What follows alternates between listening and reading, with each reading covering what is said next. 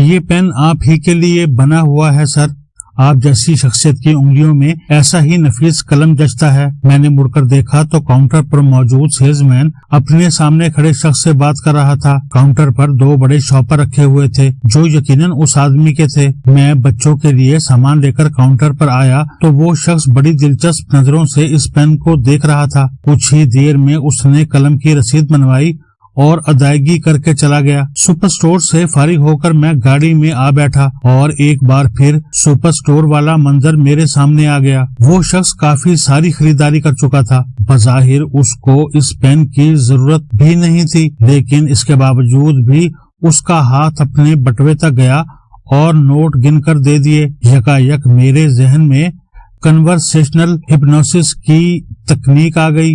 یہ گفتگو کا ایسا انداز ہے جس میں انسان اپنے مقصد کی بات نہیں کرتا بلکہ دوسری چیزوں کے متعلق بات کر کے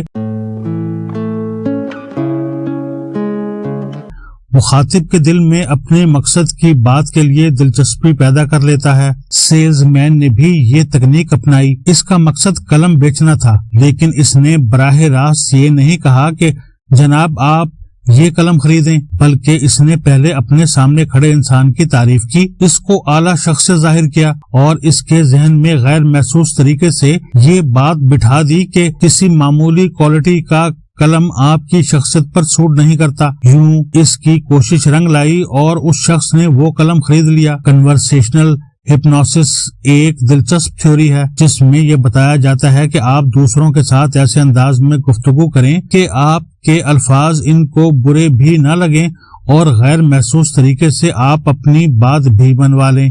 الفاظ کا بہترین انتخاب گفتگو کو مؤثر بناتا ہے، لیکن اس کے ساتھ یہ بھی ایک حقیقت ہے کہ ہر لفظ کا اپنا ایک مستقل معنی اور اثر بھی رکھتا ہے۔ اگر ہمارے پاس الفاظ نہ ہوں تو ہم اپنے احساسات اور جذبات کا اظہار بھی نہ کر سکیں اور یوں روزمرہ زندگی کے ہمارے بہت سارے معاملات ادھورے رہ جائیں۔ الفاظ نہ صرف انسان کی بیرونی زندگی پر اثر انداز ہوتے ہیں بلکہ اپنے ساتھ ہونے والی گفتگو، جس کو خود کلامی کہا جاتا ہے، بھی اس کے خیالات و افکار پر بھرپور اثر ڈالتی ہے۔ خود کلامی کی طاقت کا اندازہ آپ اس بات سے لگا لیں کہ صبح نیند سے بیدار ہونے کے بعد جو پہلا لفظ منفی یا مثبت انسان کے ذہن میں آتا ہے اور وہ کچھ دیر کے لیے اس پر سوچنا شروع کر لیتا ہے تو پھر سارا دن وہ لفظ اس کے ذہن پر سوار ہوتا ہے۔ لفظ کو عربی میں کلمہ بھی کہا جاتا ہے۔ عربی ڈکشنری کے مطابق کلمہ کا ایک معنی کلام یعنی گفتگو ہے۔ اس کے علاوہ ایک دلچسپ معنی اور بھی بیان کیا جاتا ہے اور وہ ہے زخمی کرنا۔ اس معنی کے پیچھے منطق یہ بیان کی جاتی ہے کہ چونکہ الفاظ انسان کو زخمی بھی کر سکتے ہیں، اس کے جذبات کو مجروح کر سکتے ہیں، اس کے حوصلوں کو پست کر سکتے ہیں، اس کو جوڑ بھی سکتے ہیں، توڑ بھی سکتے ہیں، اس کی حوصلہ افزائی بھی کر سکتے ہیں اور حوصلہ شکنی بھی، تو اس وجہ سے اس کا یہ معنی بھی بیان کیا جاتا ہے۔ آج سے 7 سال پہلے ایک کتاب شائع ہوئی جس کا نام تھا میجک ورڈز۔ اس کے مصنف کا نام ٹم ڈیوڈ ہے۔ یہ کتاب اپنے منفرد موضوع کے لحاظ سے بڑی شاندار کتاب ہے۔ اس کتاب کے مصنف کافی عرصہ میجیشین اور ذہن ساز رہے۔ وہ اپنے کام میں بڑی مہارت رکھتے تھے اور لوگ ان کے پروگراموں میں جوک در جوک شرکت کرتے۔ وہ ایک سال میں 300 سے زائد لائیو پروگرام کرتے اور لوگوں کو اپنے کرتبوں سے محظوظ کرتے رہتے۔ شاندار کارکردگی کی بنا پر 2010 میں ان کا شمار اپنی فیلڈ کی قداور شخصیات میں ہونے لگا۔ سوشل میڈیا پر 70 سے زائد ممالک کے لوگ ان سے رابطہ کرتے اور ان کی شاگردی اختیار کرنے لگے۔ چونکہ ان کا پیشہ ہی دوسروں کو سحر میں مبتلا کرنا تھا، اس لیے وہ اس بات سے بخوبی واقف ہو گئے کہ جادوئی کرتبوں کے ساتھ ساتھ الفاظ بھی انسان کو اپنے سحر میں مبتلا کر دیتے ہیں۔ اس موضوع پر مزید تحقیق کے بعد ان کو معلوم ہوا کہ روزمرہ گفتگو میں بولے جانے والے 7 الفاظ ایسے ہیں جو ہم روزانہ کئی بار استعمال کرتے ہیں، لیکن ان کو اگر بہترین انداز میں استعمال کیے جائیں تو اس کے زیادہ بہتر نتائج حاصل کیے جا سکتے ہیں۔ اس کتاب میں چھوٹے چھوٹے نفسیاتی حربے بیان کیے گئے ہیں جن کی بدولت معمولی الفاظ بھی سننے والے پر اپنے اثرات چھوڑتے ہیں اور اس کی سوچ، رویے اور عادت میں تبدیلی لاتے ہیں۔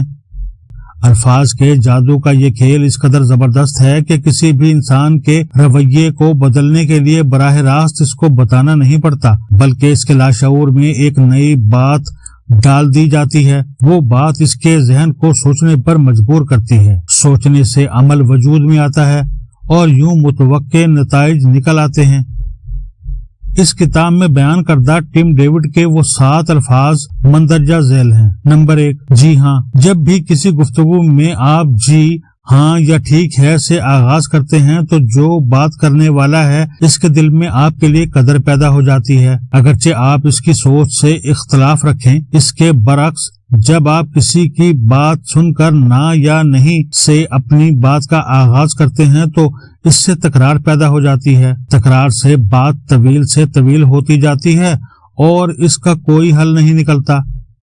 اگر آپ کسی سے متفق بھی نہیں ہیں تو ٹھیک ہے کا استعمال کیجئے، اس کی بات تحمل سے سنیں اور اس کے بعد اپنی رائے پیش کریں تو عین ممکن ہے کہ سننے والا آپ کی رائے کو مان لے اور یوں آپ اس سے اپنی بات منوا لیں گے۔ نمبر 2، لیکن مگر۔ ایک انسان آپ کو کسی چیز کا تعارف کروا رہا ہے، بولتے بولتے اچانک وہ لیکن بول دیتا ہے تو یہ لفظ فوری طور پر آپ کے دماغ پر دستک دے دیتا ہے۔ آپ تجسس میں ہوتے ہیں کہ لیکن کے بعد یہ کیا بولے گا۔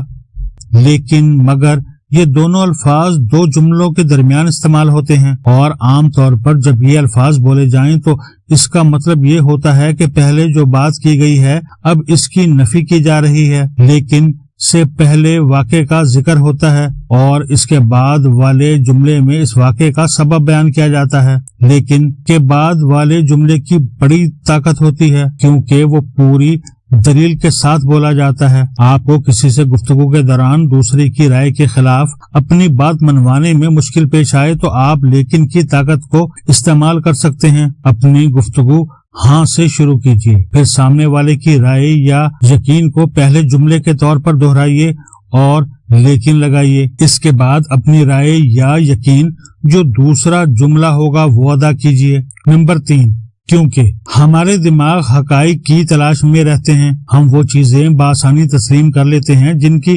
منطق یا لاجک ہمیں سمجھ آ جاتی ہے۔ کیونکہ کا لفظ بھی 2 جملوں کے درمیان رابطے کا کام کرتا ہے۔ کیونکہ سے پہلے ادا کیا جانے والا جملہ وہ واقعہ ہوتا ہے جو ہمارے ساتھ پیش آیا ہے اور اکثر ہمارے لیے اسے تسلیم یا قبول کرنا مشکل ہوتا ہے۔ کیونکہ کے بعد والا جملہ اس واقعے کا سبب واضح کرتا ہے اور یوں پہلے جملے میں بیان کیا گیا واقعہ قابل برداشت ہو جاتا ہے۔ جو بات کسی وجہ کے بغیر بیان کی جائے لوگ اس میں الجھ جاتے ہیں اور قبول نہیں کر پاتے۔ نمبر 4، مخاطب کا نام۔ ڈیل کارنیگی کے بقول دنیا کا سب سے پرکشش لفظ خود انسان کا اپنا نام ہے۔ نام میں وہ کشش ہے جو کسی دوسرے لفظ میں نہیں ہے۔ کسی بھی انسان کو اس کے نام سے پکارنے سے اس کو یہ احساس ہوتا ہے کہ میری ایک حیثیت ہے، یہ ایک طرح کی عزت افزائی ہے۔ بھرے مجمع میں کسی کا نام پکارا جائے تو اس کی توجہ فوراً اس آواز پر جائے گی کہ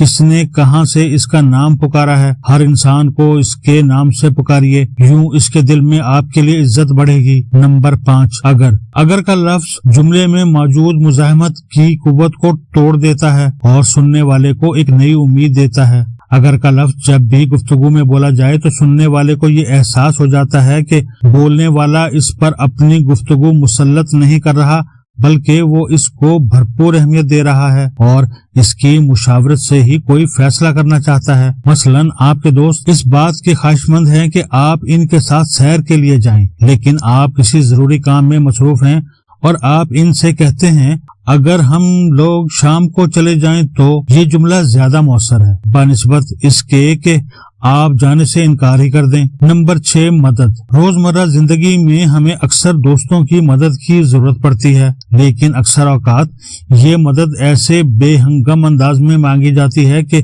مدد کرنے والا انسان مدد تو کر دیتا ہے لیکن بڑی بے دلی کے ساتھ۔ مثال کے طور پر آپ دفتر میں اپنا لیپ ٹاپ بھول آئے لیکن گھر آ کر آپ کو اس کی ضرورت پڑ گئی۔ آپ کو یاد آ گیا کہ آپ کا دوست ابھی تک دفتر میں ہے، آپ کو اس کی مدد کی ضرورت پڑ گئی۔ اب ایک طریقہ یہ ہے کہ آپ اس کو فون کر کے کہیں تم نے ویسے بھی آنا ہے मेरा लैपटॉप भी लेते आना। दूसरा तरीका ये है कि आप इसको कहें, मुझे आपकी मदद की जरूरत पड़ गई है, बराह करम आप आते हुए मेरा लैपटॉप लेते आएं। दोनों सूरतों में आपका काम हो जाएगा। लेकिन दूसरे तरीके में आपके दोस्त को अपनी अहमियत का एहसास होगा। दूसरे इंसान को इज्जत देने का ये मौसर तरीका है।